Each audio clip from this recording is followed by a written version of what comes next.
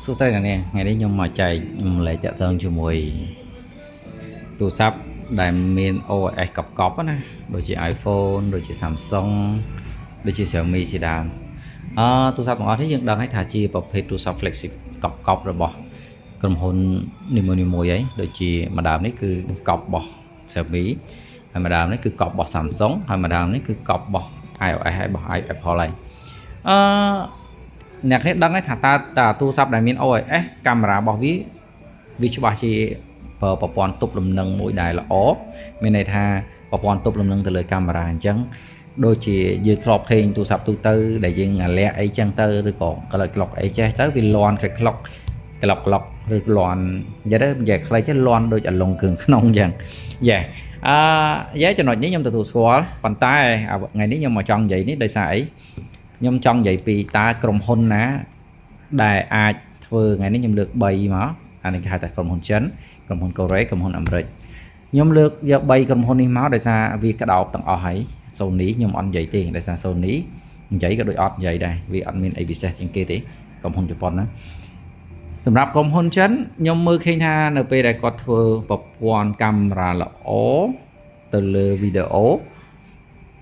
ទប់លំនឹងល្អអ្នកគ្នានឹងទទួលបានគុណវិបត្តិមួយគឺ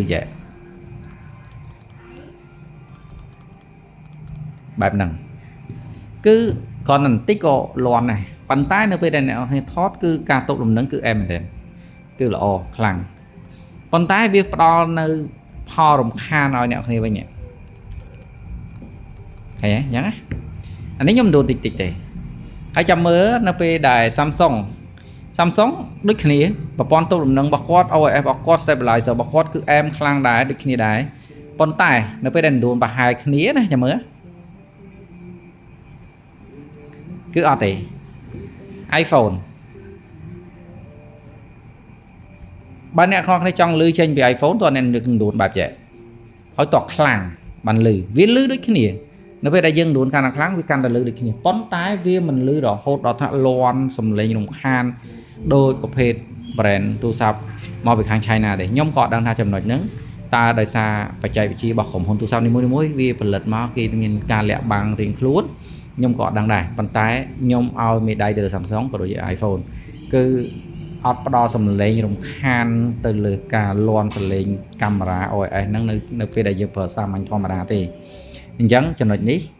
ចំណុចនេះគឺមានអតិថិជនគាត់សួរច្រើនថាតើម៉ាស៊ីនហ្នឹងវាឡុងវាអីឬក៏ធ្លាប់ដោះជួលអីតែពិតវាមិនមែនទេគឺដោយសារមូលហេតុមួយហ្នឹងអញ្ចឹងអ្នកគ្នាមិនបាច់បារម្ភមិនបាច់ភ័យទេវាអត់អីទេតែគ្រាន់ថាវាក៏ជារឿងមួយដែលរំខានដល់ការប្រើប្រាស់របស់យើងមែនតើអ្នកឃើញទេតិចអញ្ចឹង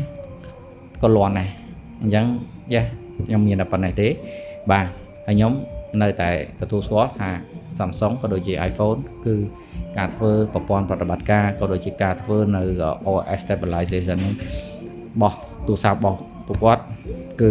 មិនផ្ដល់សំឡេងរំខានទៅលើអ្នកប្រើទេអរគុណច្រើន